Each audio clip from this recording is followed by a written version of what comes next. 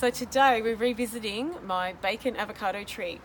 Now this one seems to be fruiting after it initially started at about the 7 to 10 year mark, which is how long bacon avocados in Melbourne take in my experience. This is supposed to be the one that is the recommendation for a cool climate. However, if you've looked at my other avocado video on YouTube, you'll see that I would recommend Hass as something that will fruit a lot earlier. In fact, I've seen very small trees in people's gardens, maybe only a year or so old from planting, and with one fruit on already. So Hass will fruit much earlier and more prolifically than bacon. So now that I have waited my 7 to 10 years, because this was the information years ago that was around, I am getting good fruiting about every 2 years. Now, 2 years ago I got about 70 fruit on this tree, and it's probably about, maybe it's 3 or 4 metres high. Quite narrow, which is in the style of what bacon trees are. This has been pruned into a bit of a narrow area anyway. However, last year I didn't get as many, and because they are in most part pollinated by blowflies, somewhat by other insects, but mostly by blowflies. And I had used a Spalangia beneficial insect Spalangia wasp to reduce my fly population around my chicken yard. I didn't have many flies at the time that the flowers came out on the avocado. And I put the low pollination rate last year down to that. Maybe not. Anyway, this year I hung my Spalangia wasp traps or Spalangia wasp plants, little things out later, and so I allowed the blowfly and fly populations to build up until the avocados had been pollinated.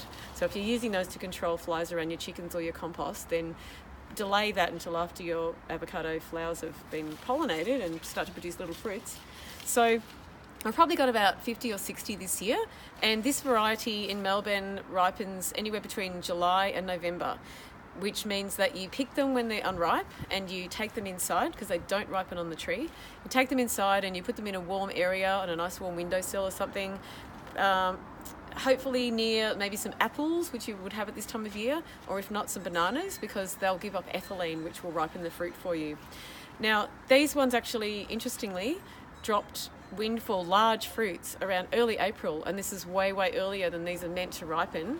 But because they were so big, I thought, well, that's just a huge waste. I'm going to try and ripen these inside. And sure enough, week and a half maybe inside, they ripen. So I've actually been eating these for a while now. And the great thing about these is that they're fruiting in winter, which is a time of year where it's really hard to get something to eat in your permaculture food forest.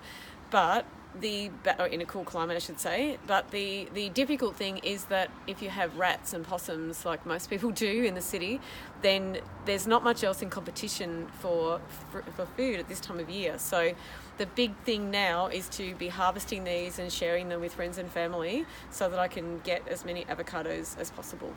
And the other main thing to remember, although it's not the thing to think about this time of year, is you must water regularly in January and February when it's really hot or the fruit drops off.